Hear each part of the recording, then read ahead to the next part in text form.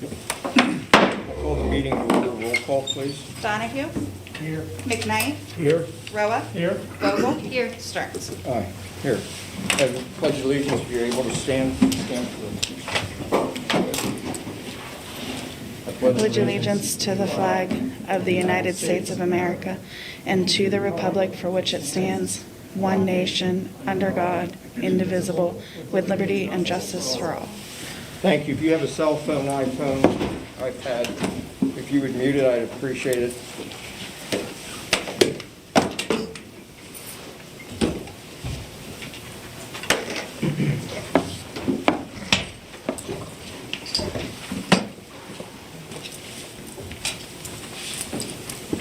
Thank you. Okay. Public comment on the agenda. Gary, if you'd like to come up, you can. Get out of there.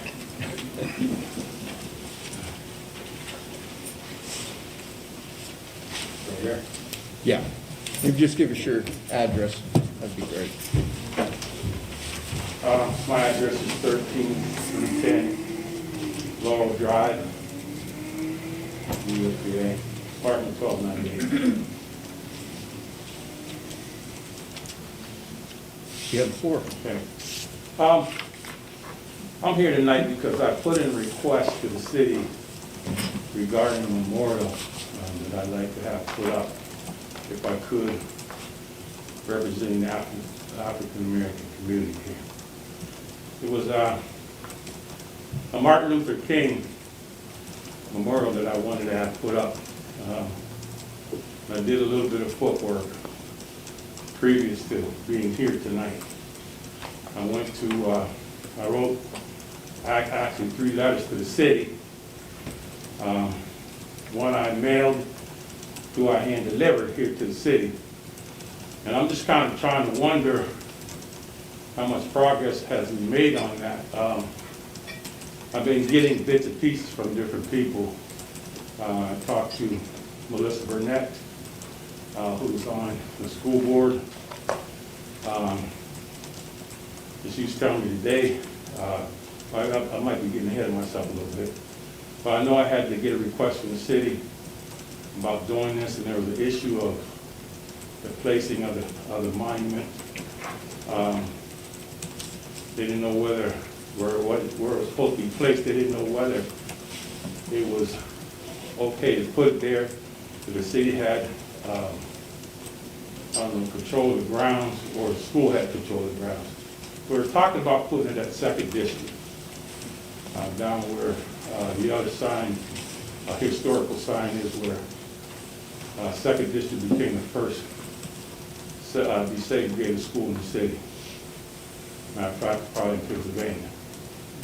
So we wanted to put the sign there, and like I said, there was questions about who owned the property. So we checked. I guess it was checked. From what I understand, I had to get permission from the city. I had to get permission from Second District School. I went to Mr. Washington, the superintendent of the school board, and I presented what I wanted to do, and he didn't seem to think there was any problems with it or issues with it. I kind of got the feeling from the city about the same thing. They really didn't have no issue with it. There was a question, though, about, at first I wanted to try to get, it's hard for me to speak with this, so please understand. At first I requested a street to be named after Martin Luther King to represent the African-American community. Well, it was brought to my attention that they had some kind of city ordinance set up by the city council that they only allow people in the community to be named after a street. And there's a lot of red tape, I guess, that goes along with that. So that's why we decided to go with a sign for now. To see if we could have a sign as a memorial set up for the African American community. I don't understand why that ordinance could not be changed, though. But after all the work I've done, I never got a letter from the city. And I never really got a letter from the school board, and I'm kind of wondering where this thing stands. I'm going to go talk to the school tomorrow about how come I didn't get a letter. And I'm here tonight asking why I didn't get a response to this situation. What do I want to say? Again, I have taken 2 letters to the city to be given to the council to be read. And I actually mailed one with what I wanted the sign to look like.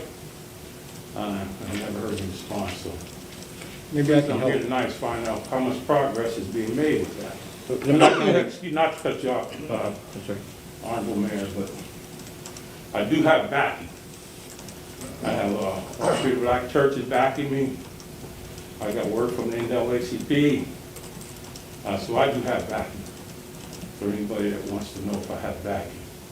So now, I need to know how much progress. Well, let me bring you up to where I was with it. Okay. So your letters were received by the city, they were read, and then when it was talked about down at Second District School, where the other sign is, we then said that we would have to go to the school board because we weren't sure if the school board owned the property, if it was the city or Yeah, the state. I understand. That's a state highway. So the second letter you gave us, Katie, I believe you forwarded that to Mr. Washington, did you not? All 3 letters were forwarded to Mr. Washington.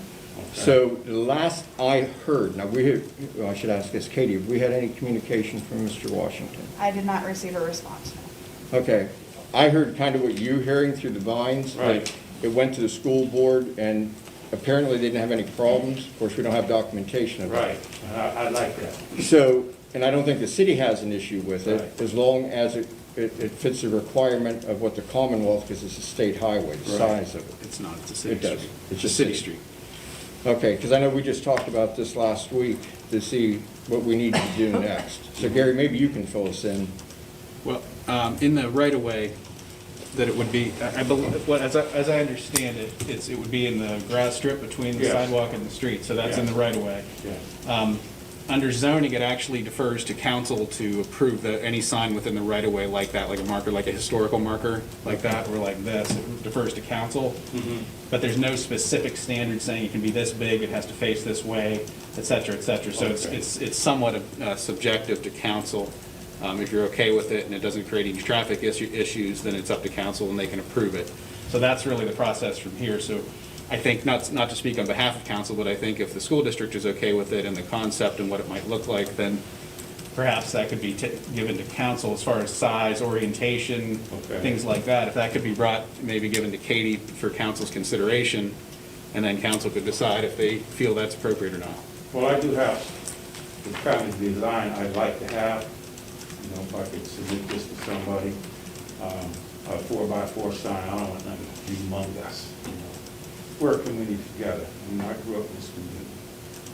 And I love this community. So that's not the purpose of the sign, to divide the community, because he's still for everybody. That's why we chose that. So, but I do have a design of what I want to present to the council. Does that sign does it have dimensions on it? Yeah, Okay. yeah, I got 4x4, but, you know. Perfect. So, I don't know how long the pole's gonna be, but I do have dimensions on here, so. So would that copy be for us, or? Yes. Okay. Yeah. So I don't know where I can give it to them. Is council okay with that plan? Okay, do we have to have anything from the school board saying that they approve this also, or? When you forwarded the correspondence to Mr. Washington, Katie, what did the cover letter ask of him? It asked that, or it was just, this is for your information, these are the correspondence we received. There was no ask at that time that I was aware of. But since then, you've determined that it's not the school's property, it's a right-of-way that city controls? It's a right-of-way the city controls, doesn't own, of course, but the city controls it, so, yes. But we always defer to the abutting property owner to make sure they're okay with the sign being there. So maybe we just give Mr. Washington a quick follow-up and get a reply email even, or, something on letterhead saying that on behalf of the district, that that's not an issue as the neighboring property owners, and then once we've got that, then I think we can get it on the agenda for approval by the So Gary, do you understand what we're doing now? Yeah, partially, yeah. Okay.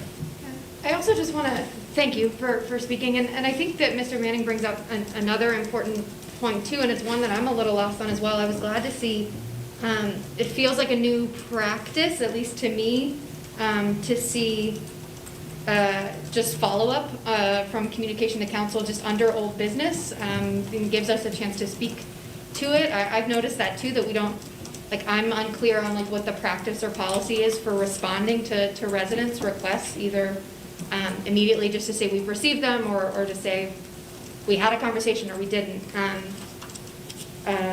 If I'm missing what that policy or practice is, I'm happy to hear it, but so far, just knowing that it's under old business, that it's being added to the agenda, and then maybe we can alert the folks who did make that communication that it'll be discussed Yeah. at the next meeting.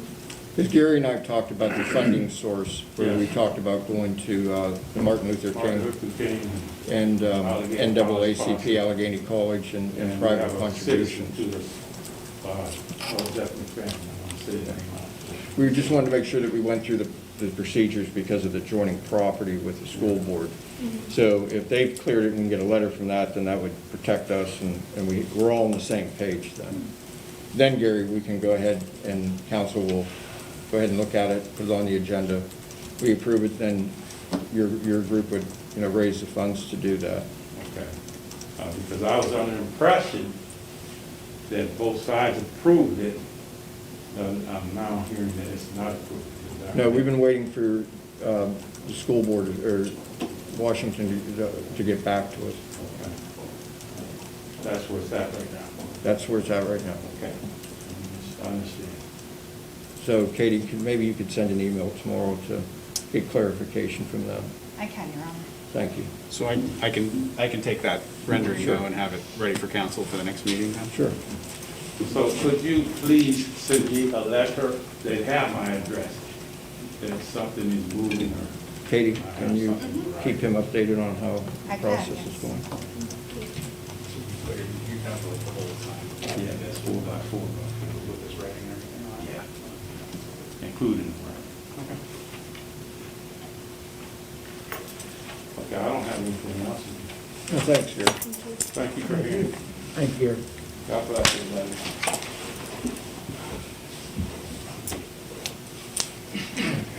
There's no one else. Katie, I'll hand this to you. Emergency, the disaster emergency update. Yes, just want to remind council, we're still operating under the disaster declaration for a little over a year now. We haven't really changed anything. We propose to keep that going just for a little bit longer. Some of our authorities and boards still operate remotely, and that gives them the cover to do that, to continue to operate that way. So we wanted to just keep that going for a little bit longer. And of course, as everyone probably has seen at this point, the governor plans to lift all mitigation orders except masking effective Memorial Day. And then he plans to lift the masking once 70% of Pennsylvania adults actually get fully vaccinated. And I think we're around 50% right now. So once we hit that 70%, he indicates that he'll lift the masking requirement as well. That's what I have on COVID so far. A couple questions on that. Yes, sir. So when the governor lifts this, it's going to be on Memorial Day. How does this affect the Memorial Day celebration as far as parade? I mean, what, those questions are going to be, I'm getting them for the fairgrounds already, so do we know where we're going to be with? The Memorial Day, the observance is going on. That was never in question. The parade, literally 2 hours before this was released, we indicated to Joe and the committee that the parade we would not issue the permit for the parade based on current conditions. We're going to reach back out to Joe and discuss, potentially we would issue the permit if numbers kept going. So we just have to have that discussion. I'm pretty sure that they're not going to be able to have the parade anyway because of the timing right now, because they believed as of yesterday, it's not going to happen. But I was going to talk with Joe and see, maybe it can happen. I'm not sure. That's a And tough Thunder one. in the City is another, that they're still advertising, they're doing it, but it may be limited. Sure, So- Thunder in the City, August. We're certainly hopeful that numbers are much, much better. Potentially the masking could be lifted at that point, and The way it's going, we're hopeful that other events can occur. Because I'm sure you'll get some calls on it. Sure. Any other questions for Gary? Gary, is there a way, if they wanted to, for whatever reason, that authorities could continue to meet virtually if it was something that they preferred? I'd have to defer to Elizabeth on that one. As long as you're still in compliance with Sunshine Act, and there's a consensus about proceeding in that manner. So they could have that option, and we could lift the emergency declaration. The state emergency declaration is not being lifted when the restrictions are lifted. It's Right. remaining in Okay. place. Okay. So that's what the state will be doing. Lifting the local declaration would be a separate decision, obviously. But boards and authorities, if, provided you are in compliance with Sunshine Act, that would be an option. Any other questions? Well, yeah, I do have one. Gary mentioned, and it's been a question in my mind, we know that naming a street after an individual is a resolution that was handed down by city council, am I correct? That's my understanding. Okay. Is that something that can be changed? I would think any resolution of council can be reversed by subsequent resolution of council. Okay. I'm not Am I sure when- incorrect there? That was done quite, Jim, it was I think it was done. done in 2007 because they were getting a lot of requests. And obviously, we have a finite number of streets. I was not on council at the time, but my memory was, it was done in 2007. The question is. Street naming? Yes. There was an ordinance, not a resolution. Oh, it's an I understand. ordinance. Right. So the ordinance can be changed if the Yeah, council we can- votes on it, correct? Yes. Okay. Any other questions? Notice of executive sessions, Katie? Your Honor, an executive session was held on April 21st, 2021 to discuss real estate, litigation, and personnel. Thank you. Approved minutes of April 21st, please. Motion? So moved. Second? Second. Any discussion? Roll call? Donahue? Aye. McKnight? Aye. Roa? Aye. Vogel? Aye. Stearns? Aye. Katie, we have one under communication. Your Honor, I have a letter from Megan DeMason of Cannon's Chop House dated April 27th, 2021. Dear Meadville City Council, I'm writing on behalf of TG Holdings LLC, DBA Cannon's Chop House. I'm requesting to move our liquor license from Vernon Township to downtown Meadville. Our new restaurant will be located at 994 Market Street. Thank you for your time and consideration. Okay, thank you. Manager's report, Gary. Thank you, Your Honor.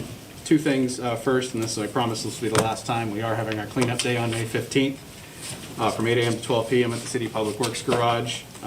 The charge is $10 per vehicle and proof of residency is required.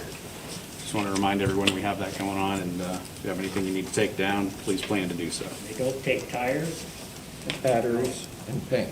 Items not accepted include electronics, fluorescent light bulbs, liquids including paint and household chemicals, tires, whole junk vehicles, household trash including clothing, appliances with Freon unless Freon is removed, and appliance has been appropriately tagged, and thermostats containing mercury. We will not take those. All right. The other item is, council had requested, we discussed last meeting, the redevelopment fund, the $250,000 the council set aside 5 years ago for redevelopment and blight purposes. That is expiring, coming up in June, and we are requesting, Redevelopment Authority actually is requesting that be extended for another 5 years. Council had requested a synopsis of what has been spent, what the money has been spent on. That is in your packet. You'll see it was split among the Entrepreneur Accelerator Grant Program to help some downtown businesses and other businesses in town.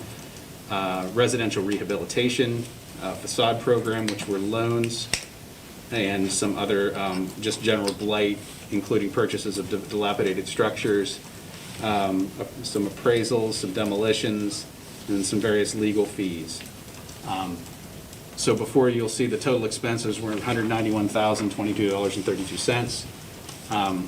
We were actually gotten some repayments of some of those loans as well.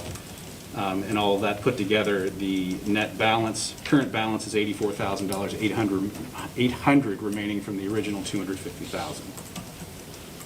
That's including that repayment into the fund?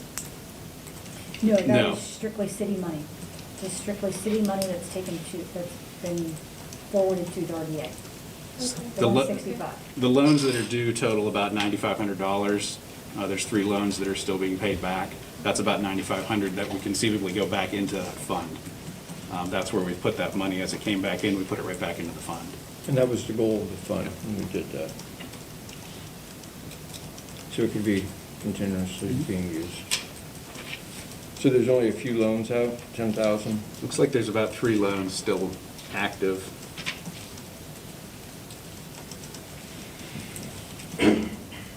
So I didn't know if council had any other questions or if they wanted to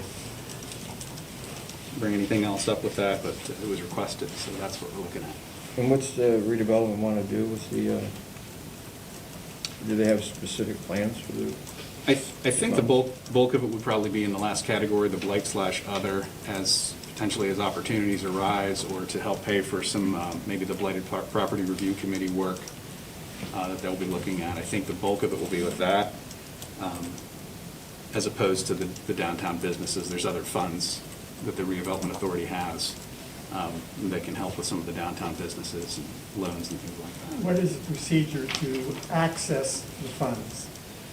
Staff identifies potential projects. We consult with the city's redevelopment committee, which is the mayor and deputy mayor.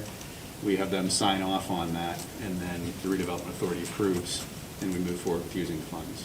Okay, how many signers are required on any check?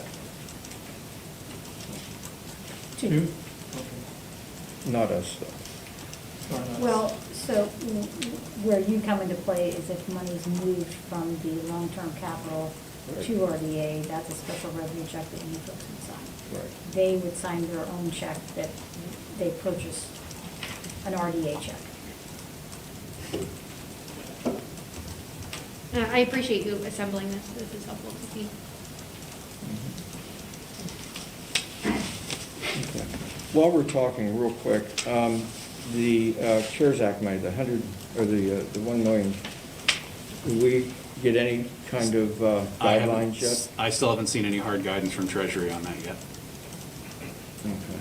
Do they have any idea? I mean, It's supposed to be released anytime now. Yes, Katie? There is the Boroughs Association has a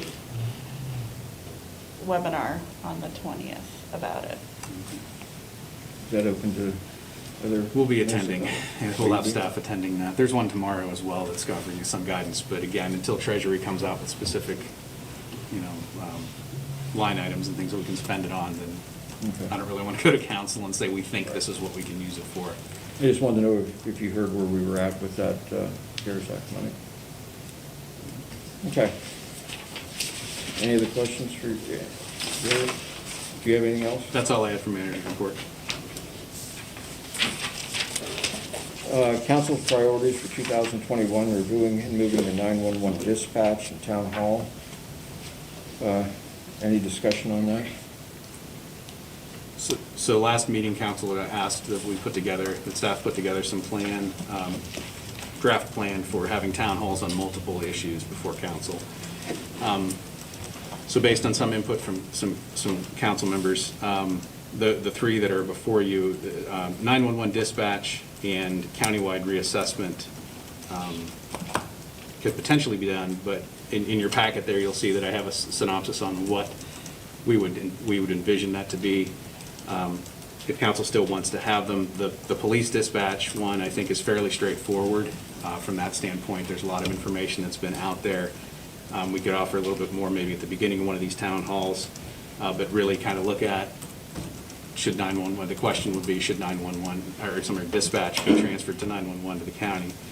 That one is fairly straightforward as far as scheduling attendance and question to that. I don't know how you want to take these, Your Honor, whether you want to take them one at a time or not. Yeah, go ahead and do one at a time. Okay, so police dispatch, I have that written up there. Again, potentially have the police chief and assistant chief there, maybe someone from the county that could answer questions if they needed to. but then just set it up basically as an open house where people can ask questions, provide their input, things like that. Does that seem like what council envisioned with that, or would you like to see something different?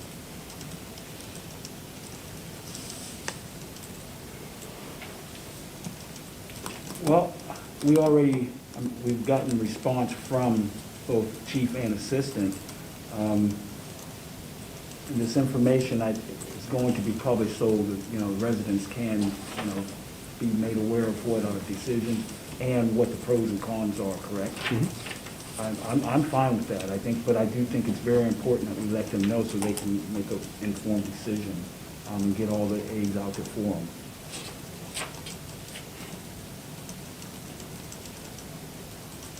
Now, will the chief and assistant chief be attending these town halls? They could, yeah, I mean, I think it might be appropriate if there were questions if the public had questions at the time, I think it'd be appropriate for them to be there. We've already had a presentation, and members of the public have already come and voiced their opinions. And personally, I've received phone calls and contacts from members of the public on their opinions. My experience is it's unanimous that we keep the dispatch local. That has been the feedback I've gotten from various members of the public. And I didn't go out and solicit these. These are people who just came to me and said, this is what I think and why I think it. So I guess the real question is, do we need a town hall? And we've already had a meeting where members of the public had the opportunity to attend and express their opinions. Yeah, I think we do. I mean, because just to be realistic, some of the people that you talked to may not have been from the same area of town.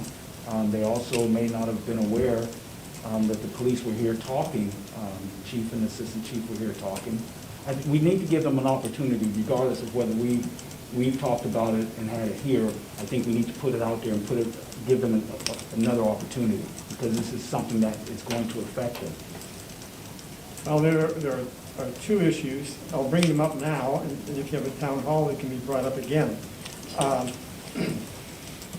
We still have the issue of dispatching the auxiliary police. And my understanding is that if you transfer police dispatch to the county, they will not be able to do that. We're going to save no money that way. All we're going to do is we're going to spend money in other areas that we would have spent here. That's the first issue. So if you want to talk about community policing, and you talk about eliminating the local police dispatch, that's really not being consistent. Yeah, so I guess I'm just to clarify, are we talking about a town hall, or are we having a conversation right now about moving 911 dispatch? To me, those seem like two different. I'm doing both. Okay, great. I'm doing both. And the other issue is that Meadville differs from other communities which may or may not have local 911 dispatch for two particular reasons. One, we're the county seat, and as a county seat, we have the social services that the residents of the county need, and they tend to gravitate and live in this area. We also have psychiatric and mental health facilities because we have a full-service hospital. Our local dispatch people can know a lot of the individuals who might contact us, and they know how to de-escalate the situation, which again, results in a better use of manpower on the city's behalf. So you're gonna have the town hall meeting if you want, but those are still two major items to overcome. And I don't see how moving dispatch is going to do that. Okay, yeah, so I would like to move forward with the town hall meeting. I have not heard from as much of the public as maybe Jim has, and this is a big decision. I do want to hear more from community residents, especially because a lot of what I was hearing during the presentation that was brought to council was like Meadville residents value this, or Meadville residents love our community police because of this reason, then like, I want to hear that from our residents. So I do want to have that, and maybe, you know, we have suggested here some non-public invitees. I think that 911 dispatch at the county, I think that auxiliary police, maybe like crisis and human services, like folks that are maybe able to answer some of those questions around like, what will the quality of our services be able to look like if this shifts, and like, what are other options? So maybe we can think about expanding those non-public invitees. And I just think as a rule too, I just want these to be spaces where we can hear from folks and hear from folks with solutions, rather than listing all the issues that we see with them. We'll have plenty of time, and I imagine we'll do that many more times before we make a final decision. I would like to move forward with the town hall. I know we're taking these one at a time, but I would even be okay with just moving forward right now with just that one. I know that maybe I was the one that suggested many more. But I'm looking at this reassessment town hall. It looks like there's a lot more to be worked out in terms of like the rationale there and what it would achieve. And then home rule, I know that we'll have the VISTA starting. There would be more person power if we held off. And so maybe we try our hand at holding one and see how it goes. I don't know, are folks open to that? I agree with that. I think it's a good idea. Like you said, the police dispatch is something that is right now and can affect, you know, our community right away, either way we go with it. So I think that's one of the things we need to address. And I agree with the reassessment and the home rule. That's something that's more time consuming. So I think we should take our time on it. And as she said, see how the first town hall goes, see if there's things that we need to critique, you know, to make it go better and smoother. Well, the reassessment is going to take quite some time to go through that process. It's not going to be done in a few months. And the home rule is the same thing. It's going to take a lot of research working with our state legislators. So if you just want to take them one at a time, we can certainly do that. If you're going to have one on home rule, Mayor, it would make sense to have Pennsylvania Economy League or a similar organization that is familiar with the process to do a presentation. I mean, it's fine to have someone from Greenville, but they don't have all the nuances, and they're not a third-class city, they're a borough, if I recall correctly. Things may be a bit different for them. Whereas if you have the Economy League, they have the background and the depth of staff and knowledge to give us a complete picture of what is involved. And the process at that point is the essence of town hall, put it on the ballot and let the citizens vote on it. Okay. Gary, do you think that home rule town hall or public kind of presentation like Jim's talking about, would that be like an appropriate thing for the VISTA to work on towards the fall, organizing something like that? They could absolutely help with that. Probably do the bulk of the legwork on something like that. As far as the presentation itself, I'm not sure exactly, but yeah, the VISTA could help and Coordinating input from someone like PEL, that or something. for sure. So that would be looking, that would maybe till the fall or something, if that were to be, seems to make sense. So we'll continue with the police dispatch as the town hall meeting then? Correct. We're looking at June? Ish. Still? So it's- Yeah. Can't we just have it be our council meeting? I mean, That's up to I don't council. understand the whole concept of why it isn't a council meeting. I mean, this is open to the public. Yeah, I think And I yeah. don't, what's the difference? I think my understanding of a town hall, I mean, these meetings are kind of tough, and like speaking during public comment, you've got 5 minutes and you speak on behalf of a group if you're coming together, and I think, and there's a lot of stuff on the agenda, and these meetings can in 2 days take 3 hours. I think having a night where we're, you know, focused on one particular conversation and we can kind of expand We could, guidelines of how we- instead of closing the meeting, we could say tomorrow night, we're all gonna meet here and have it, the same meeting and have it be the town hall for, talk about police dispatch. And we don't have to have this could be the town hall meeting. And it could just be But I think the town hall gives people more of a sense of being, and this, I think, may intimidate some people or be more formal than what people would feel comfortable with. I don't see why we would not want to have a town hall meeting. I was at the one we had a few years ago. It was very open. You had people that I normally don't see. Which one was it?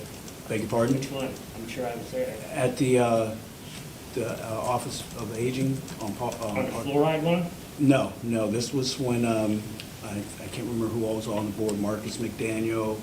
I think Allegheny might have hosted it. Yeah. Yeah. Their civic engagement office I don't remember the city. a few years ago. But by it being called a town hall, I just feel that people are going to be more receptive to a town hall meeting at somewhere other than the city council building, and feel comfortable speaking, and may want to come out as opposed to, oh, that's city hall, and they may have the idea that it's controlled by the city. A town hall gives a different meaning. It's people, it's the town coming together, talking. You know what we did, I'll just throw in this, a few years ago, we took council on the road. Actually, that was the theme. We actually went to all 9 precincts in the city of Meadville and met with the neighborhood and the individuals. We went to Fifth Ward, we went to Active Aging, Allegheny College, I can't remember all of them, which allowed the public to come into them.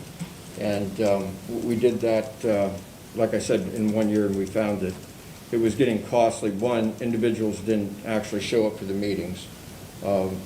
Like Fifth Ward, we had maybe like 3 people there. We didn't call it a town hall meeting. We just took council on the road. With that, they were able to come and discuss things. But what we found also, it was costing us overtime with staff, and it was becoming very difficult with it. I'm not against having a town hall meeting, but we also have public meetings. And if we have anything that we have to deal with as ordinances and anything else, you know, we have public hearings for those. And I think maybe you're getting the purpose or my understanding of what we want confused. The town hall meeting that I'm talking about is not city council to be there to make decisions or to make ordinance or anything of that nature, but to be there and listen. So it could be a town hall meeting, and if city council members all want to come, fine. But it's not going to be mandatory, so you don't have to worry about overtime, you don't have to worry about travel. I want a town hall meeting that is open and basically for the public to ask questions to whatever council members are there representing council. I'll be there to take notes. I would be willing to bring it back to council, but I don't want to be there as city council a meeting or anything of that nature. I'm going to be there as part of the community. And I feel that that's, as you know, I mean, that's what we should do. And if people don't want to do that, the rest of council doesn't want to do that, that's fine. And it's not going to cost council anything. It's not going to cost the city anything. Just getting a place to have that meeting. That's what we need to do is let, hey, we're here to listen, not make decisions or votes or anything. So you don't need staff there to answer any questions or anything like that? If there's questions that I can't answer or someone can, again, I'm hoping that interest in the city and finding out what people want or questions they ask, that people will show up, you or someone else, that if I don't know the answer, you may be there or Gary, or if not, I'll take notes and bring it back. But I don't want a reason for it not to happen is because of overtime or because Okay, then we're looking at 2 different things then. If we're just going to hear what the public has to say, then we don't need our staff there. We can just take notes and then we can get back to people. well, that's my idea of it, because, no, I'm not trying to Am I cost the looking at that city correctly? any money. But- I'm not. Yeah, I'm just Between you and Larry. asking. Well, that's my understanding of the way Okay. that a town hall should be. If you guys have something different, but that's what I would like to see. And I think people would feel more comfortable that way. So if we have a town hall meeting on police dispatch, let's just take that for an, I just want to make sure we're all on the same page. So if we have a town hall meeting on the police dispatch, we don't need the staff there then? You don't want the chief? I'm not saying I don't want. I'm saying I would like to have them there, Okay. but for us to order them there, and then the first thing they're gonna say is, hey, you know, this is overtime. To be honest with you, I would think that if it's discussing dispatch or anything involving the police, that they would want to be there so they could get their opinion and their ideas and views out to the city. Okay. I just want to make sure staff knows what we're doing when we talk about a town hall meeting. You know, personally, if you're gonna talk with me, if you're gonna ask me or tell me something that is involving me, my job, my livelihood, I'm gonna be there. You know, and I would hope that the police would be there, or whomever, whatever we're discussing, whatever town hall it is, that someone would feel that, hey, this is important enough, and we want to make sure that the residents have the correct information. Okay. Any comments? I'm not hearing a consensus of council. I'm hearing different ideas, but I'm not hearing a consensus. We just would need to know, you know, I think I would be there, no question. I'd be there at least to listen, if nothing else. But Right. as far as staff is concerned, I think if staff attends, I think they need to be compensated for it. It is their job. But again, I'm not hearing exactly what council, I'm not hearing a consensus of council, or even a majority of council agreeing on the format and what it's going to look like. So just need to have a little bit more information so we can move forward. It sounds like that it sounds like there's at least a majority that wants to have a town hall. I'll say that's what I'm hearing, but I'm not hearing exactly what it looks like. And if it's just a matter. I need to know the format. This is what I'm interested in. The fluoride one, they had someone get up and he was for it, and then they had a different person get up and was against it. And they had a big room full of people, and people asked questions and spoke. And people that were for it thought that everything was 95% for, and the people that were against it said everything was 95% for, against. Okay, it was and the crowd was an amazing crowd, and but that was a format, and I knew what it was. And when I went, and we didn't speak at all, we just sat there and listened. And I just want to know what you're planning on doing, if you're going to have the chief speak and answer questions, if you're going to have, last time, before when we used to talk about this, Andy Walker had all the answers. Okay? And I'm not asking you to have all the answers, because you're not the manager. Really, that's, and, if you had a question, he would throw you something to the answer. Okay? Well, one way you could do it, you could give the reasons that the police chief wants to move. Who would give it, him, or? You could have it written out, it could be typed out and it could be passed out, or someone there, I'd be willing to stand up and say, these are the pros, and if we have a list of cons, read it, and then let the public, and then they can voice their concern or opinion on that. That's basically what you're saying, someone at that floor. I'm just wondering how you do it, you know? I don't want to see us making this harder than what it is. And that's where we're headed. It's a time for people to ask questions and get a good understanding of what's going on. And that would be one simple way of doing it. These are the pros, these are the cons. What is your opinion? I think potentially, right, rather than kind of coming with any kind of stance, pro or con, to your point, Sean, having a panel of folks there that could answer questions, I think is a good one. I think we've got a good list started, the police chief or assistant chief, 911 office director, maybe a county commissioner, again, maybe someone from crisis or something like that, to be there to answer any direct questions. Council's there to be silent and just listen, and folks can share their thoughts and feelings, and also answer direct or ask direct questions of the panel who could respond. I think that's going to require staff, right? Staff's going to have to be there. It seems I can't imagine a city function without staff being there. Down toward the bottom is where I'd had Right. more logistical information. So you have the agenda, potentially, I don't know if the mayor would welcome or not, background options, and some staffer would say, okay, this is what we're talking about, this is some general background, and then you open it up. That's really what I have here is what I figured you could work for all of them. I don't know that there's really a specific, real pro faction and a con faction that we're aware of that could mimic the Mawa. That fluoride one was incredible. But I don't know that there's a strict pro and con group, one way or the other, or stance, if you will, that could take that way. So I think it's just a matter of, this is where we are, these are the options open to council, this is what it does, this is what it costs. Open it up and let the public just ask questions and go where it may, or offer input and go where it may. Council could listen, I could moderate potentially. That's what I envisioned, and that's what I have here before you. And I was just looking for a little more feedback on, does this make sense? And I don't know if it does. I think as you It did when I wrote described it? As you described it, as you wrote it down, I think it makes sense. Okay.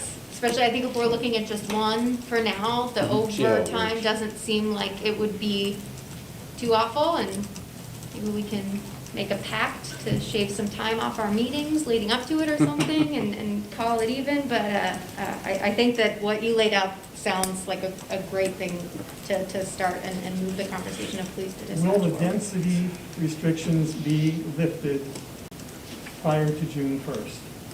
May It 31st. appears May 31st that instead of That's all absolute, mitigation. That's a definite. Well, I'd argue nothing is definite until it happens, but Okay. before when he said he was going to lift something on a certain date, he did it. In this case, if we assume that that's going to be the case, then we would assume on June 1st, it would be okay. If I've done my math correctly, this room accommodates about 86 people, plus the chairs down front. Yeah, the occupant limit's 99 in the room. So yeah, to that point, I think we could have it here then, if that, we have plenty of parking and plenty of space, and if those really are lifted, you could have quite a few people in here. So that was another thought that Katie had a little earlier, now that it's being lifted, maybe we just have it here, that simplifies things for sure. So, June? We look at June to do the town hall meeting here? No sooner than June. And I would suggest here, since we're already paying utilities and stuff for the building. Is there a day of the week that works better for council members? Tuesdays and Thursdays are bad for me. And for me.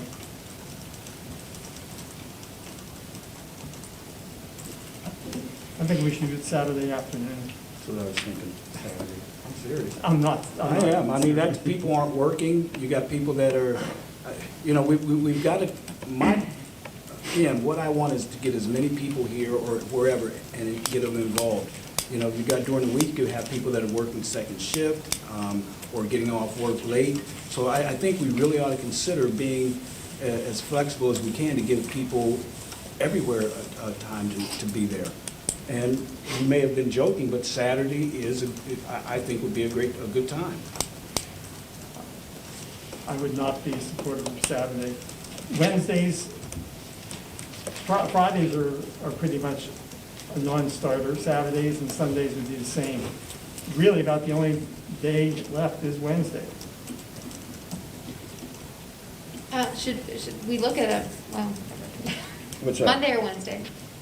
Sounds like those are our options. We normally try to do everything on Wednesday. We do. I do know that we've talked about reserving some Wednesdays Wednesdays. between council meetings for the Right. manager search, and it might make sense to keep those open if we need to, but Monday or Wednesday, either would be fine for me. Wednesdays are fine with me. Wednesday work with you? I think Saturday. Okay. I think Wednesday I think weekends, Sean? Again, I just feel that Every you're day not, works for me. I just don't feel you guys are giving people time, people that work. Busy schedule, Sean? There's a lot of Wednesdays, I am not even off work at 5 or 6 o'clock in the evening. So, I'm quite sure I'm not the only one. If you're gonna be for real, give the people an opportunity, and I just School think will be out about, for June. That'll make it different for you. I work all summer long. Okay. I just think it's going to be very difficult on a weekend because you've got families, they're going to be doing things, you've got graduations, you've got weddings. That's my personal, I like to stick to Wednesday. Eric? So, Wednesday, okay? So the 9th, 23rd, or the 30th, one of those three. So I'll just, you give us time. I think maybe, the 9th would probably, it would work for, I would think it would work. I mean, that's the first Wednesday that's available in June that isn't a council meeting. That works for me, the 9th. Jim, That'll work. will you be able to make the 9th? I don't know yet, and that's what I'm trying to tell you. I don't even know my schedule, but I know I work. Right. And I know that there are other people that work, you know. And we can move it to 7. Nothing to say we have to start it at 6. 7 to 9? Have a time frame? You go better see, I think the chief of police should probably be here. I'd check to see if he can make it. Maybe he's on vacation, maybe he's out of town. You could check with them and make sure at least one of them's here. Maybe. So tentatively, let's do it on the 9th. He should be here if anybody. And let's try it at 7. That gives Larry time to get out of work. I do field trips during the summer, and a lot of times I'm not back home till 9, 10 o'clock at night during the Okay. weekend. Then go ahead and set I it mean, for during the 6. week. You know. I'm just gonna say this, I don't feel you are giving, It's us. Yeah. It's not you. It's us. There is a majority of council that. I would look at understand that, but Wednesday. I'm voicing my opinion, I want to make sure that it's known. I don't feel that that timeframe would give people that work during the week the time, the opportunity to come. Okay. The majority of council has picked Wednesday, June 9th, 6th. Yeah, I'll say, I hear you, Larry. It's hard. Weekends are tough too. Some people work on the weekends, you know, some people, it's harder to make childcare arrangements or something, or to travel. It's tough. Yeah, June 9th. Okay. So the other two, we're just going to kind of just put off for a little bit until. Any other questions on that?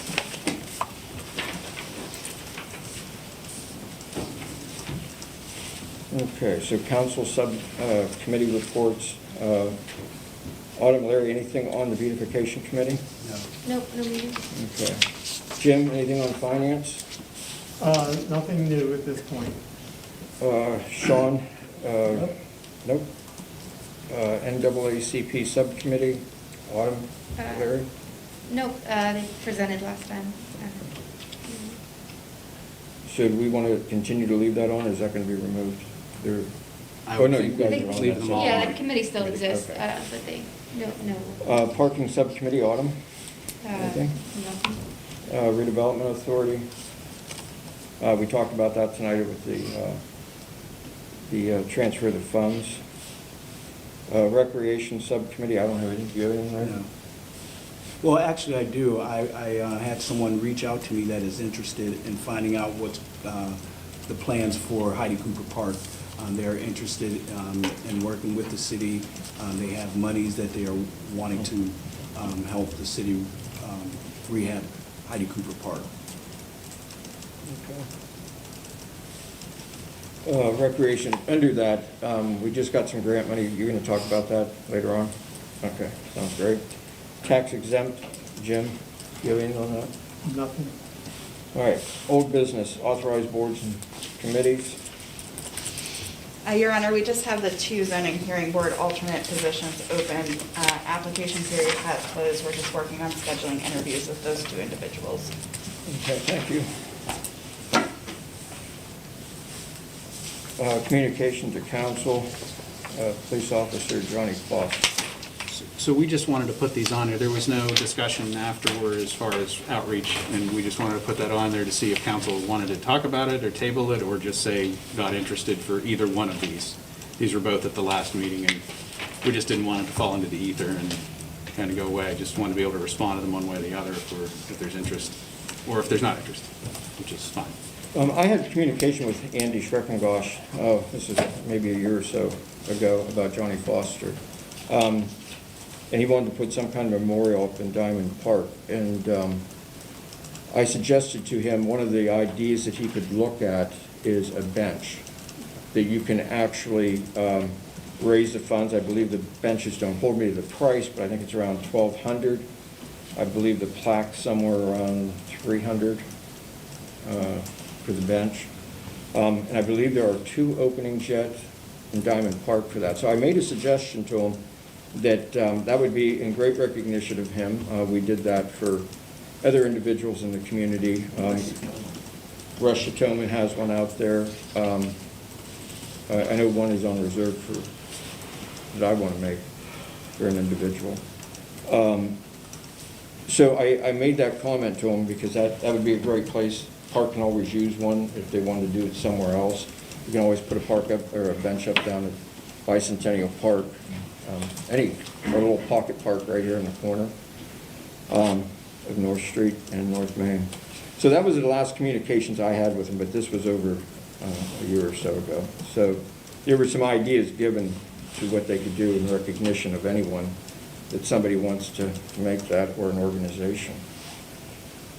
Yeah, so Andy's letter from the 6th of last year, I guess, it looks like it is dated that, but I think that was just from a couple weeks ago. Request to address council to better illustrate the idea. I wonder if we would be amenable to inviting him to address council, to add it to an upcoming agenda meeting, and maybe as part of that invitation, mention the option for a bench, right, that's kind of a. Well, same thing an Jim option that just did exists in tonight. Rapid. We could do the exact same thing, or I'm sorry, not Jim. I do it all the time, Gary.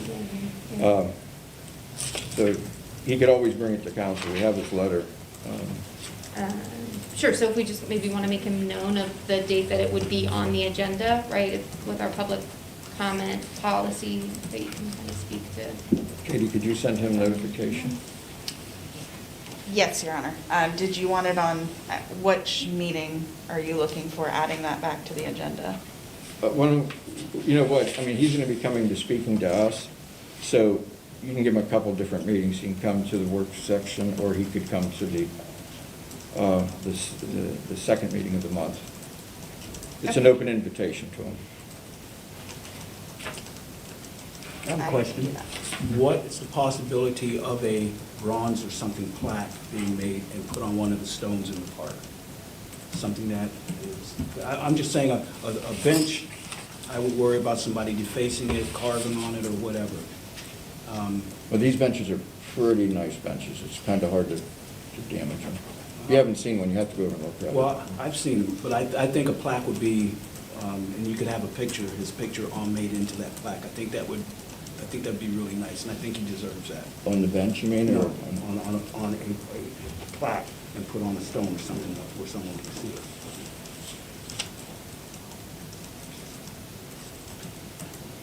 Larry, if you want me to put you in touch with Andy, I can do that, and you can discuss in between. Yeah. You have his, Yeah, I have his letter right here. Okay, his contacts on there. Okay. Yeah, we can discuss a number of different things. The bench is what they've been trying to fill the park with.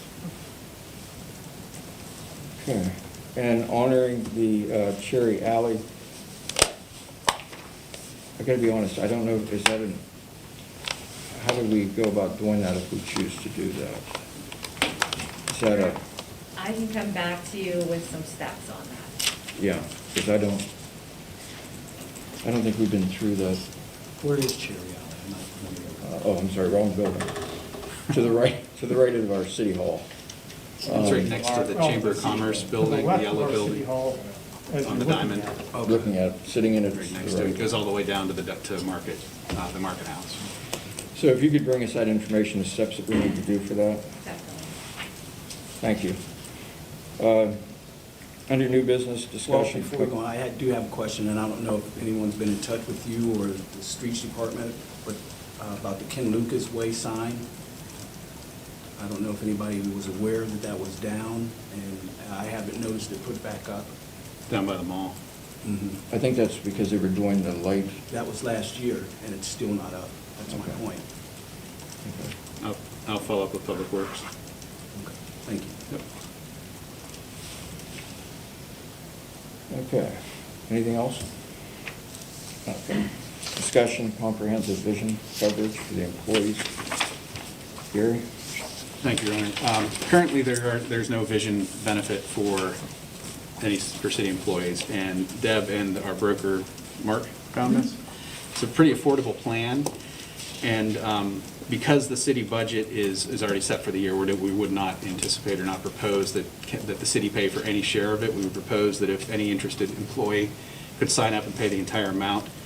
And frankly, it's quite affordable. There's two plans, gold and platinum. The gold is, for a family, it's $165.96 per year. Is that right, Deb? Those numbers? No, the gold is 101.76. Okay.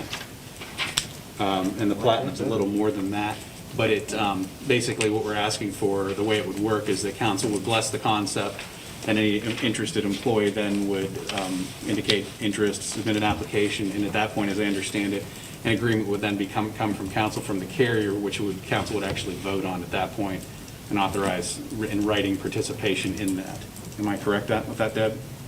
Yeah, I would need the authority to sign the application to get the process going, and then once that process went, then an actual contract would come. Yeah, and that's what council would actually vote on to participate in. But there wouldn't be any cost to the city.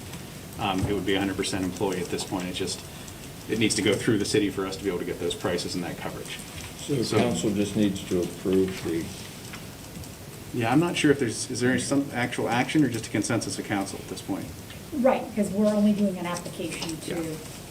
the process, to get the I'm fine process with going. it. I mean, there won't be a problem, it's just that's their process. You're gonna do an application, and then they go through their process, and then they send back a contract.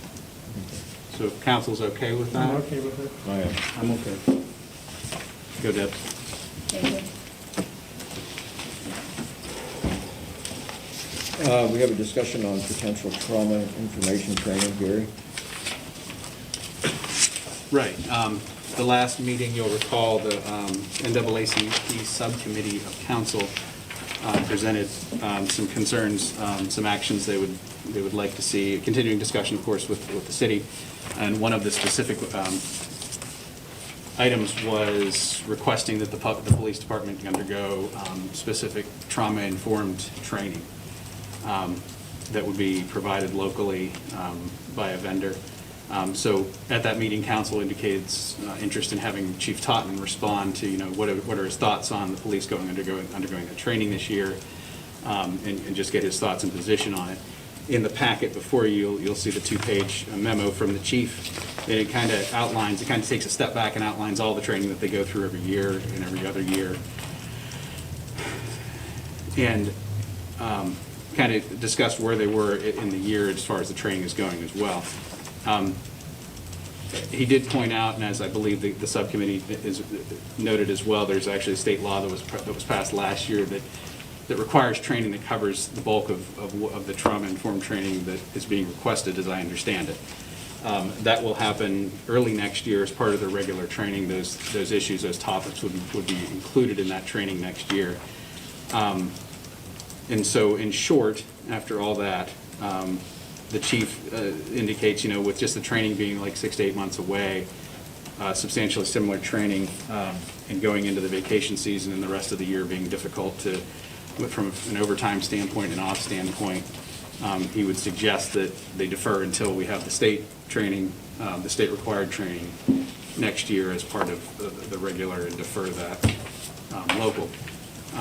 He did say that it might be helpful for he and Assistant Chief Stefanucci to attend that training, the local training, and pass along to the officers what they take from that. So that's the response, that's the memo from the chief and his thoughts on that. The local training that the NAACP wants to see them. Correct, Right. yeah. So And- isn't both training or programs done by the same person?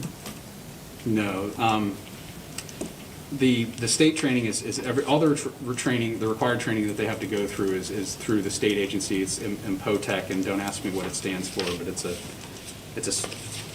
6-letter acronym. But they're basically the ones that say every police officer who wants to work in the state and be certified has to go through these specific trainings. They prescribe what the trainings are, they approve the trainers, and all of that has to happen for them to be certified in the state. And so the concern is the AG and the systems of care, and I apologize, but I'm probably not saying it right, but the local training would not be essentially covered under this state training. It'd be a different type of training, probably a different format, maybe some different elements, and there's some current concern there. Again, from an overtime standpoint, and I have a concern, just as personally, I have a concern that having police trained by agencies other than, or individuals or agencies other than the state approved providers, I have a concern with that, just from being different from what the state requires. That's just me as the Gary black and white kind of guy that I am. I have concerns with that. But that's me speaking, but what the chief has indicates was in his memo, so with that, I'll shut up. Yeah, I think that the confusion there was because one of the folks who was offering to do the training is designing it for the state, right? So there is continuity there, right? They aren't the agency that would then make the, actually deliver the training, right? But they are designing it for the state, and I think that that was part of what made it compelling and part of the confusion there too. Yeah, I mean, to be frank, I'm like, I'm disappointed, especially because a lot of the concerns, or a lot of what's brought up here, like we have discussed and addressed many times over the many meetings that we've had in the last year. But I get it, and we're not going to make the officers go through a training that they don't want to do. That doesn't seem like it would be productive for anybody. But I guess I do wonder though, right, like, so we had a community group come to council and make a request of their police department. And I guess I just wonder, like, if that's not how you do it, right, like, how can someone how can citizens make a request of their police department? Who's the department or chief accountable to? That's maybe a strong word, but right, just thinking like, if folks have questions or ideas or something, right, who can enforce that or see it through? Right now, it's kind of just, it's unclear to me. What I would say is, I wouldn't want to supplant my judgment for the chief of police to know what's best for his officers. At the same time, I'm not trying to say, and I would never say, that the community doesn't have good ideas. I'm not saying that at all, but I hesitate from my standpoint to take his judgment out of it and put mine in and say, no, you're going to do this because of whatever reason. I think he knows what's best for the department, for the officers, and I know that I'm not answering your question, but that's kind of where I have to put it. Yeah, well, you are a little bit, right? Because what I'm hearing you say is that the chief of police makes those calls for the department. They do. If He does. folks Yes. have questions or ideas or something for the police department to consider, it would stand to reason that they would raise those with the. Sure, policies have always been determined at the chief level for the department. Same thing with Public Works. He makes the decisions and policies generally at their level as well. But So I have a question. Yep. Now, here we have a group that came of concerned citizens. What if they feel that what the chief decides is not reaching what they want to see? For example, with the incident with the mental health, the guy with mental health the other week. Okay, first of all, we're saying not until 2022 are they going to be getting trained, more training in that. So we're going to have to go from now until then, and there's going to be more incidents, unfortunately, of that. But what I'd like to know is it possible that the training that they're going to receive in 2022, is there any information or pamphlets or anything that we could get now and let NAACP or any other group that wants to, and see if it meets their needs or addresses some of their concerns? I think that would make sense to us. You're at least letting people know, hey, we're looking into this, we're taking it serious, we understand what your concerns are, and these are the areas that they address. I have no problem with what information I can get or the chief can get from the state regarding what it's going to look like, agendas or syllabus or whatever you want to call it. And sharing that, I don't know that it's not a secret or anything, so I think we could get that and share what would be included in that. But to be clear, I don't want anyone to think that the police have received no training regarding dealing with mental health issues. I'm not so- insinuating that. Okay. But I just think that with all the way things have been, enough training is never enough. Sure. You know, that's why, you know, I understand the reasoning why they're not going to, don't want to participate in this one at NAAC as a police force, but, you know, I'm a different type of person. I'm going to go get as much information, you know, number one, to better myself, and number two, it would better our community, you know, because unfortunately, I think we're going to have more incidents with mental health, whether it be from drugs and alcohol or, you know, so I would think that whatever we can do to help, is what we're supposed to do.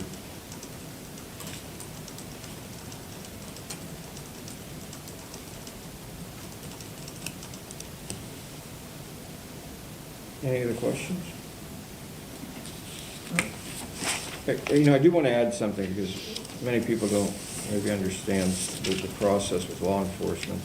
There are state and federal guidelines that officers have to follow. It's Act 120, and those trainings, and they're required to do, you know, those trainings to become an officer. So I'm not sure is that going to be part of the Act 120? Is it a requirement to do that? I'm just following, because I haven't kept up with the laws on it. In-service training is Act 180, Act 120 is initial certification. Right. Splitting hairs, but yeah, I mean, those are included. I mean, there's various topics, and they change from year to year as well, and they are augmented from year to year. But who, I guess to help with the public, who sets those guidelines? Who sets that training? MPOTEC, Yeah. Municipal Police Officers Education and Training something, I think. I Commission. apologize. Is it commission? Again, it's a state agency. It's essentially governed by the state police. And they say, okay, everybody, you want to be a police officer in Pennsylvania, you're going to go through this training. Okay. And that's what's going to happen to be certified. All right. And they're going to provide this training in 2022? Correct. 22. 22. Okay, so it's actually going to be done through the Pennsylvania State Police then? MPOTEC, yes, Okay. which is run essentially by the state police. Okay. All right. That clears it up for me. Any other questions for Gary? Discussion on the Chop House liquor license. Right, there's no action for council other than, I guess, to discuss if you're open to having, okay, let me take a step back. Liquor law governs liquor license, obviously, and if an entity wants to move a liquor license between municipalities, and the receiving municipality has more than one liquor license per 3,000 residents, then it has to go to the governing body for approval. I think it's obvious we're above that threshold. So we need to have a hearing, a public hearing, to take public comment, and then at the end of that, council can make a decision on whether to approve or disapprove, or indicate their assent at least. They don't actually grant the license, it goes to the LCB. But they need that letter from the municipality saying, we're good with that, and then they can move ahead with it. In this case, of course, as you knew from the beginning, earlier in the meeting, Cannon Chop House wants to move to the old 1776 facility on Market Street next to the post office. So if council is open to that or supports that, then we would then put that on the next agenda for have the hearing and have the and a resolution to authorizing, I'm not sure exactly what it is, but indicating assent at the next hearing. So if council's okay with that, we will go ahead and put it on the next agenda for discussion for the hearing. I support it. Yeah, absolutely. Okay, well, that was it. Okay with you guys? Okay, good. Discussion, an agreement on the sale of the real estate piece of property at 301 Wadsworth. I think there's been some changes made with that. Sure. Go ahead. The city purchased this vacant lot in Fifth Ward. It's at the northwest corner of Lyon and Wadsworth. Purchased it in 2019 from the Tax Claim Bureau. It had been vacant for about four or 5 years. I believe it burned in the summer of 2014. The city actually paid to have it demolished. It was owned by some outfit, I believe, out of Las Vegas. In any event, we were approached by the neighbor who wants to purchase that and use it as a side yard essentially for his house. Mary Ann negotiated basically $500 plus costs. It wouldn't, he would cover the cost and pay $500. The city, we've mowed it for years. We usually have about $500 a year, frankly, in mowing it. So we would absolutely recommend that we sell this to the neighbor for that price. So if council's okay with that, then there's a state law that actually took effect early April that said any municipality that wants to dispose of property less than the bidding threshold has to give 30 days notice before doing so. We're taking the conservative route in saying 30 days before council authorizes signatures. So this is going to push it essentially to the June, I believe, 16th meeting to actually authorize signatures, schedule the closing, and sell it. If council's amenable to going ahead and selling it. And if they are, then this is the announcement that this is the day that we would announce that we intend to sell it to the neighbor for the $500. Brian understands this, right? Brian understands that. Okay. What action do you need? Just need our consensus at this point? I think so. Yeah, the consensus of council to move forward with the sale, with a sale. We will provide the public with notice upon receiving your consensus. That's our 30 days notice, and then we can get final approval on the contract. I'm okay with that. Fine. Yep. You got it. Fine. Thank you. Resolution awarding a bid and authorizing signatures for improvement, Victor Fleet Building. A resolution of the council of the city of Meadville awarding the bid in the amount of $188,285 to Dynasty Construction Unlimited Incorporated for interior painting at the Victor C. Leap Commonwealth Office Building, Pennsylvania Department of Environmental Protection. Resolved by the council of the city of Meadville that whereas bids for interior painting improvements at the Victor C. Leap Commonwealth Office Building, DEP building, was advertised in the Meadville Tribune and due on Tuesday, May 4th, 2021. And whereas Porter Consulting Engineers President and Senior Engineer L. Ashley Porter reviewed the bids and per the bid recommendation letter, recommends the city award the interior painting project to Dynasty Construction Unlimited Incorporated. Now therefore be it resolved, the city of Meadville, by and through the council of the city of Meadville, hereby awards the bid for interior painting to Dynasty Construction Unlimited Incorporated in the amount of $188,285. Be it further resolved, the mayor, controller, and city clerk are hereby authorized and directed to execute any and all documents and agreements necessary to complete the interior improvements at the Victor C. Leap Commonwealth Office Building, DEP building. Move to adopt. Motion, please. Move to adopt. Second. Second. Discussion, Gary? Thank you, Your Honor. This is a follow-up. You'll recall in the last, it's a year now, there were major HVAC and lighting improvements done at the DEP building pursuant to the new lease we signed with the DEP. This is a continuation of that. This is also required by the lease. And it's the first of two contracts before you tonight for improvements at the DEP building. This one, of course, is painting of all interior wall surfaces and trim with the exception of some file storage areas and loading and garage areas. But other than that, everything else in the building will be painted. We intend to do this along with the flooring, have it completed by hopefully by June 30th. That's the plan. DEP plans to move back in on July 5th. And so we're trying to get this all done before they move in. It saves a lot of time and hassle and money. Get them in while they've been out due to COVID. They've been out for the last year or so. So our intent is to get that completed just before they return. So that's why you didn't have this in your packet. The bid opening was literally yesterday in order to maximize the time for bidders. And so that's before you today to award that contract for the painting. Okay. Any questions for Gary? Where is Dynasty Construction? Katie, do you know that off the top of your head? I can maybe tell you in a second.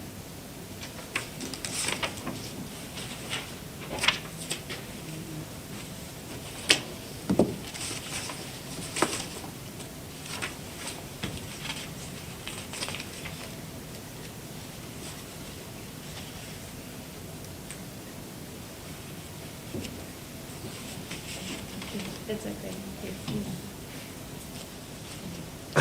Nope, I'm afraid I don't.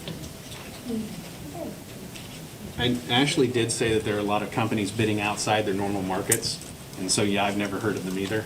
I haven't heard of the second one either, the one for the flooring as well. I assume it's the tri-state area, I'll say that much, but I'm not sure. They have to give a performance bond in any event, do they not? Oh, yes, yeah, they have to go through all their standard requirements. Any other questions? Roll call? Donahue? Aye. McKnight? Aye. Roa? Aye. Vogel? Aye. Stearns? Aye. I do have one question. I wanted to take the vote first. But I was just wondering, like, some of the smaller or painting companies around here and flooring companies, they are all subject or able to receive and see these? Okay. Absolutely. June, we'll get the next one. Oh, you can. Maybe the next one. Okay, resolution authorizing business signatures for the flooring covering. Katie?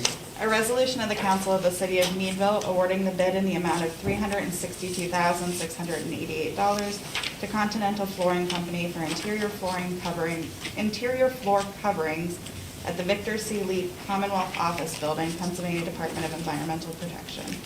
Resolved by the council of the city of Meadville that whereas bids for interior floor covering improvements at the Victor C. Leap Commonwealth Office Building, DEP building, were advertised in the Meadville Tribune and due on Tuesday, May 4th, 2021.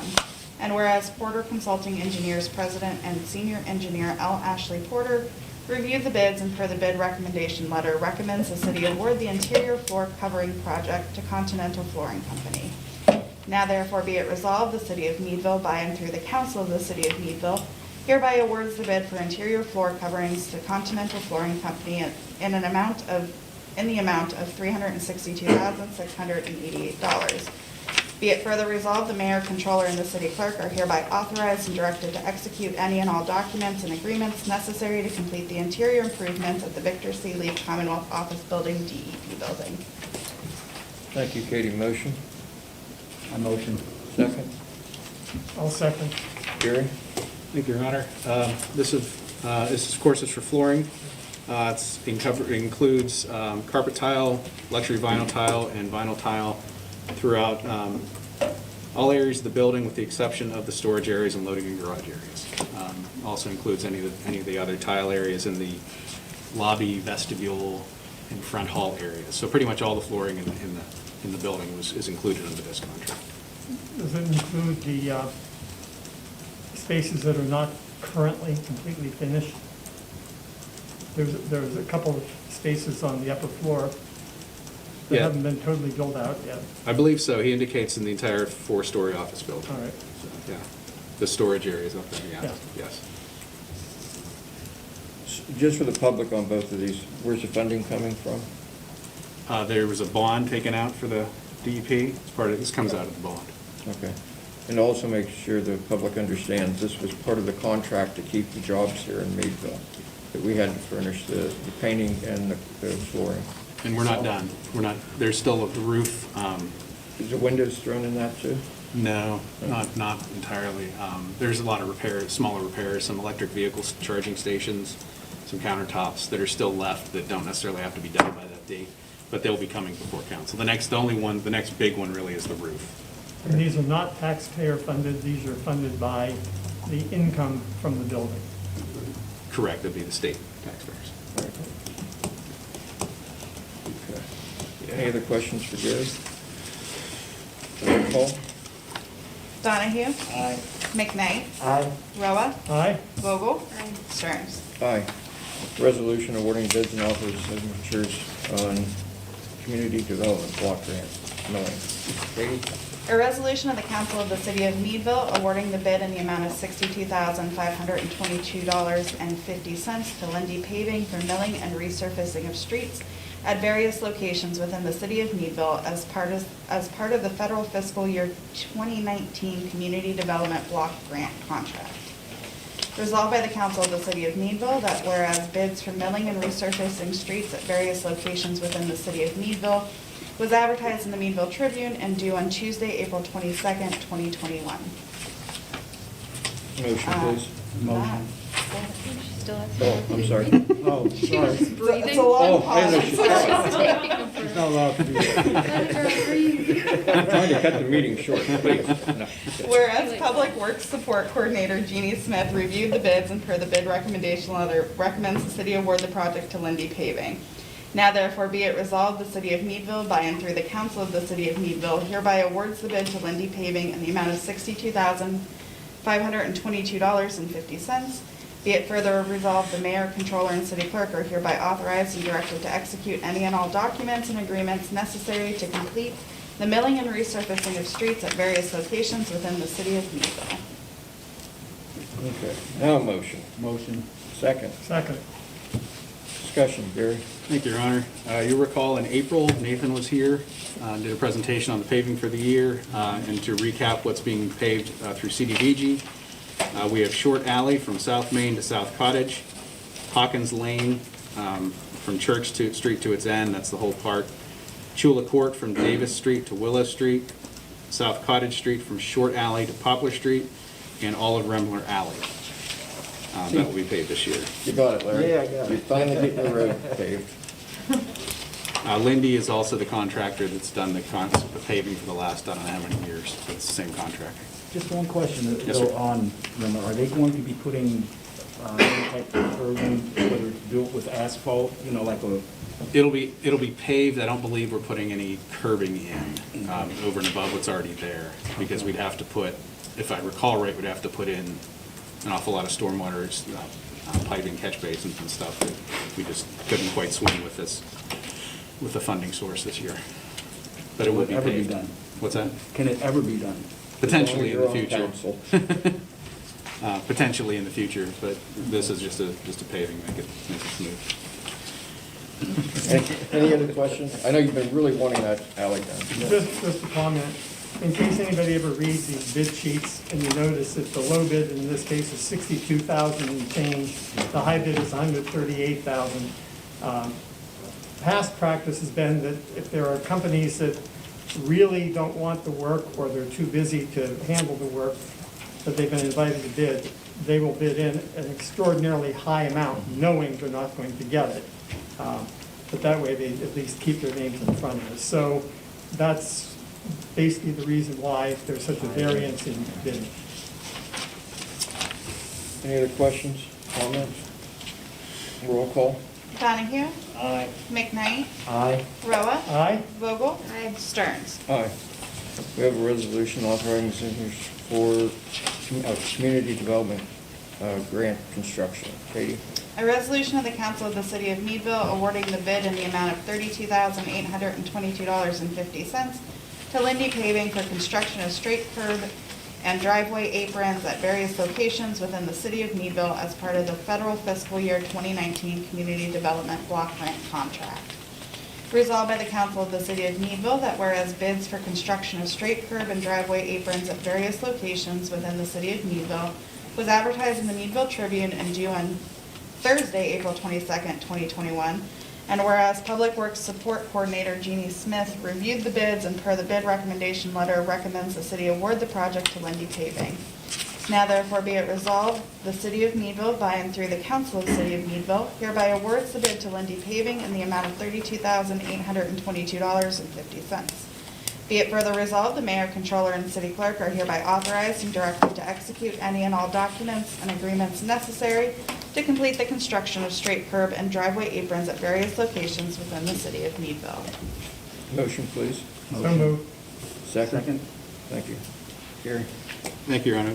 This is just concrete driveway apron, the ends of the driveways and curbs that go along with the paving that I mentioned earlier. So it's kind of spot repairs here and there where needed. Are aprons across the city the city's maintenance responsibility? No. If we're tearing up an apron because we're doing the curb, we'll replace it. But generally, if you have a driveway apron yourself between the sidewalk and the street, that's the homeowner's responsibility. Any other questions? Roll call. Donahue? Aye. McKnight? Aye. Roa? Aye? Vogel? Aye. Stearns? Aye. Katie, we have resolution I. A resolution of the council of the city of Meadville authorizing signatures on a joint citizen participation plan for the Community Development Block Grant Program with Vernon Township, the City of Titusville, and Crawford County. Resolved by the Council of the City of Meadville that whereas the City of Meadville intends to submit a community development block grant application through Crawford County to provide services and benefits to city residents and improve city services and infrastructure. And whereas as a condition of community development block grant funding, participating jurisdictions adopt a citizens participation plan relative to their participation in the community development block grant program. Now therefore be it resolved that the Council of the City of Meadville hereby authorizes signatures on the attached citizen participation plan for the Community Development Block Grant Program in conjunction with Vernon Township, the City of Titusville, and Crawford County. Motion, please. So moved. Second? Second. Any discussion, Gary? Thank you, Your Honor. This is required annually under the CDBG program, and as noted in the memo from Mary Ann, it just talks about, it has minimum requirements for citizen participation regarding public hearings, complaints, offering ideas for projects, access records, access to meetings and everything. So it's kind of all-encompassing minimum requirements for public notice and public involvement in the CDBG process. This is required every year. The commissioners approve this in April. So with that, I'll open it up to questions. Any questions? Roll call. Donahue? Aye. McKnight? Aye. Roa? Aye. Vogel? Aye. Stearns? All right. Katie, we have resolution draft. A resolution of the Council of the City of Meadville authorizing signatures on a license agreement for outdoor seating between the City of Meadville and Voodoo Brewing Company, LLC.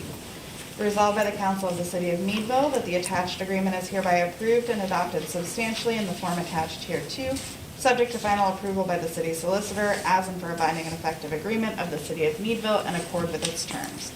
And the mayor, controller, and the city clerk are hereby authorized and directed to execute and to attest such copies of the attached agreement and the manner required by law as may be reasonably required for the purposes of the parties thereto. Motion, please. Also moved. Second. Second. Gary? Thank you, Your Honor. This is similar but not identical to the other three license agreements we've had this year. You'll recall last year, we actually had this is pretty much identical to the Voodoo license agreement from last year. You'll recall they're on Arch Street at Mulberry. This would allow for two things. The first one, actually, let me back up. Last year it was approved for Voodoo, but they didn't follow through with it because various issues, COVID, et cetera. This year, they'd like to do that this year. So there's two items. One of them is to allow construction of a small barrier screening area, if you will, toward the back of their building along in Mulberry, to allow some storage of the dumpster and some other waste material so you don't see them. The other one is essentially a seating area in our parking lot which abuts Mulberry Street. So you'll have several bollards over there. You'll see in one of the exhibits, they propose to put a 6-foot fence from the existing dumpster built enclosure on the north side of Mill Run and run that fence kind of diagonally across, taking up some of the Mill Run parking lot, putting in several tables and having some outdoor seating there. That's pretty much the extent of what they'd be permitted to do under this. This actually only runs through October 31st because there is a daily fee, a daily charge to them, unlike the others that have the flat $100 fee. This is actually based on calendar day that they're able to use it, and they're able to use it Monday through Saturday with specific hours that you'll see called out in here. So it's a little different from the other ones, but it's the same as last year. He is proposing a little bit smaller space in the parking lot itself. He's going to go to I think the second bollard instead of the last bollard. But other than that, the concept is the same. So I'm fine with it personally, as long as the emergency vehicles can get to that building. Oh, yeah. Yeah, there's no I mean, that blockade. fence is gonna be able to get a fire truck in there if we needed to. Oh, yeah. They come in from the other side, but yes. They're not getting a reduction in price because it's one post less, is it? Yes. They are? Yeah, it was about a 22% reduction in space used, so we had based it, and I can't find my math from last year. But we had it based on a square footage, based on, I think, potential leasable space in downtown Meadville. So we reduced it by the applicable amount because we're using less square footage. Yeah. Hope that's okay with council. Yeah. Why I don't remember why we did the daily rate versus a. I think they asked for that, if I'm not mistaken. It was the best way we could come up with, we did Is that the, when we looked at like a boat dock? yes, Mhm. that's, Yeah. I don't know that we Talking used it. about campground rentals and boat dock rentals. at Yeah, seasons, okay. And so yeah. we kind of, it was a hybrid concept, and Mhm, okay. that's what we came up with. Mateo was fine with it, so we're like, we should have charged more, I guess. but- Breadcrumbs of logic, there we go. Yeah. Okay. Any other questions? Nope. Roll call? Donahue? Aye. McKnight? Aye. Roa? Aye. Vogel? Hi. Stearns? Aye. Resolution K. A resolution of the Council of the City of Meadville authorizing signatures on a grant contract for Crawford County Act 13 Environmental Initiatives Program for Bicentennial Park between the City of Meadville and Crawford County Commissioners. Resolved by the Council of the City of Meadville that the attached agreement is hereby approved and adopted substantially in the form attached hereto, subject to final approval by the city solicitor as and for a binding and effective agreement of the City of Meadville in accord with its terms. And the mayor, controller, and the city clerk are hereby authorized and directed to execute and to attest such copies of the attached agreement in the manner required by law as may be reasonably required for the purposes of the parties thereto. I would move to adopt after correcting the address on page 2.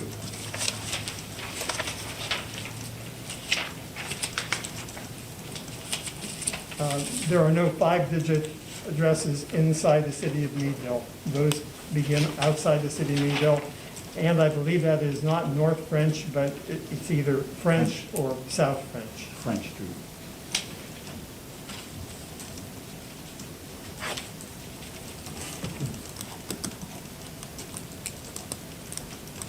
So we'll Okay. need to second that new motion. I second. Okay.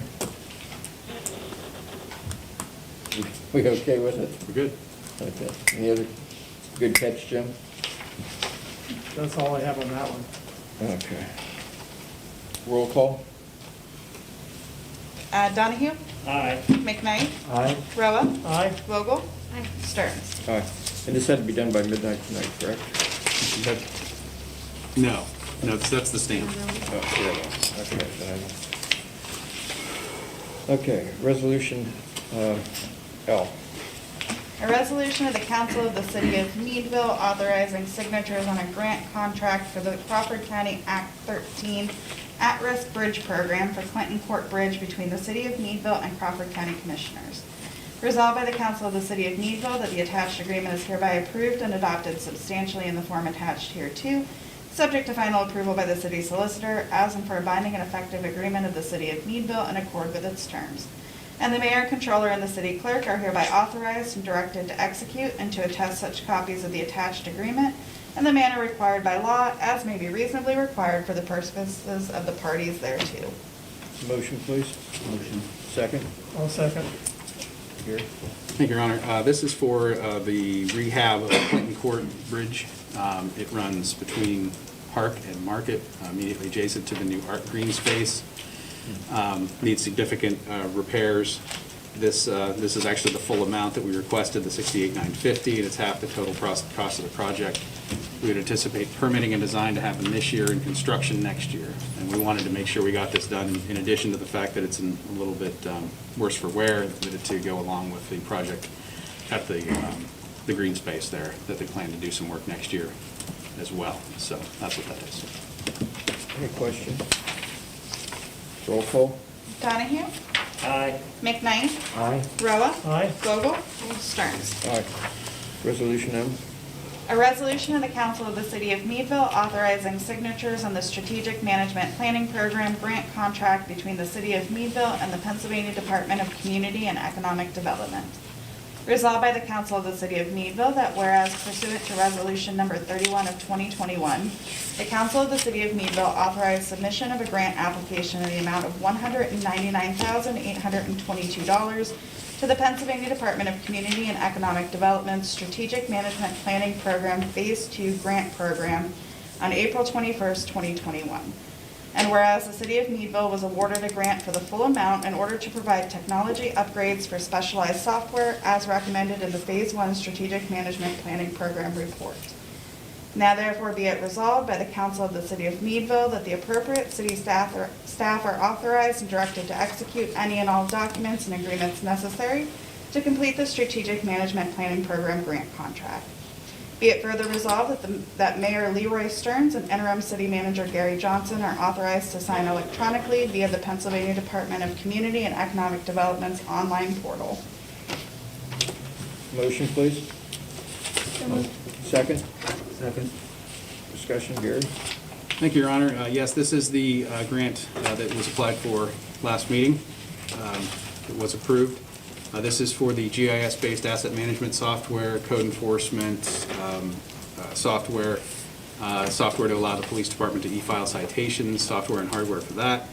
And third is to redesign the city's website to make it more accessible to the public, more accessible with ADA, and also, as well as some additional multi-year licensing actually for that as well. We were able to get into that. So the total cost of the project is $222,000. The grant request, the grant we received is 90% of that, $199,000, because we were able to get the distressed municipality. I'm not sure that's a good thing, but we were able to get that. They were able to fund a larger percentage of that. So with that, that's where we are with that project. Any questions? No, this is great. Good work to staff. And did you ever find out if there is like phase 3 or additional? There are additional opportunities to seek funding based on the lower priority action items, yes. Great. I'm going to give Deb a thumbs up on it. She worked really quickly to get this done, and we have to have it filed by midnight tonight, electronically. Yep. Any other questions? Nope. Good job. Roll call. Donahue? Aye. McKnight? Aye. Roa? Aye. Vogel? Stearns. Aye. Resolution N. A resolution of the Council of the City of Meadville authorizing submission of a grant application to the Pennsylvania Department of Health for WalkWorks, a funding opportunity for the development of active transportation plans and policies to establish activity-friendly routes that connect to everyday destinations. Resolved by the Council of the City of Meadville that whereas the City of Meadville will be working in partnership with Walkable Meadville to support their vision of a more inclusive and active community, and whereas if awarded, the Pennsylvania Department of Health will provide technical assistance and possible grant funding between $10,000 and $20,000 to facilitate the development of activity-friendly routes to walkable Meadville's community gardens throughout the city. Now therefore be it resolved by the City Council of the City of Meadville that the appropriate city staff are hereby authorized to submit an application for technical assistance to the Pennsylvania Department of Health WalkWorks Grant Program, and is directed to take all action and to execute any and all appropriate documents associated with the application. Motion, please. Motion. Second. Second. Discussion, Gary? Thank you, Your Honor. You'll see the deadline on this is for May 14th, and that's why it was brought to council without a whole lot of notice. But essentially, Mary Ann found this, and she's working with Creating Landscapes, I believe, is the overarching entity that has Walkable Meadville. They have some community gardens, I believe, up at the college, down on South Main Street. They're going to do another one, I believe, across the street from Dr. Bookmer's. Several places, and they wanted to have like a walking route, and Mary Ann thought this might be a good way to get some grant funding to help establish what routes those should take, whether it's basically sidewalks, whether it's going through, maybe public areas. You can establish some trails. Eventually, it could be something that you could talk about, actually bike trails or bike lanes, if you will, on streets. So there's both technical assistance to help assist with that, as well as some grant funding to pay for signage, and potentially some repairs to sidewalks and other striping and things like that can go into place. It is somewhat vague at the moment. It's not very well developed, but Mary Ann will work with Jan and some others with Creating Landscapes to move that forward and get that grant application in by May 14th. There is no commitment on this match requirement from the city, but Mary Ann will, of course, have some time spent in working with them to make that happen. Just in theory, could this also be used like if they wanted to do a walkway in Heidi Cooper Park? Or is that something that's not? I believe it could incorporate trail development on public property, but I don't want to say 100%, but I believe it could. Any other questions? Roll call? Donahue, Aye. McKnight, Aye. Roa, Aye. Vogel, Hi. Stearns. Aye. Council member statements. Autumn, I'll start with you. Sure. The world is waking up again. It's a busy weekend in downtown Meadville, which is very exciting, brings me a lot of joy. Friday, there's a cookie walk in local businesses, so be sure to check that out. And then Saturday is Second Saturday, best time of the year. So I hope folks enjoy our downtown and enjoy each other. Bye now. Larry? Yeah, I feel the same way, Autumn. I'm looking forward to being able to get out and just hope the weather starts to work with us on it. But again, even though, things seem to be getting better, just remember to be careful, keep your mask on, wash your hands, because there are still people out there getting sick. And with summer coming, keep in mind out the kids are going to be not thinking, crossing the street in between cars, so be careful, especially around the school area. And Debbie, thank you for your work. Well, that's getting cold. Thank you. You do a lot. Jim?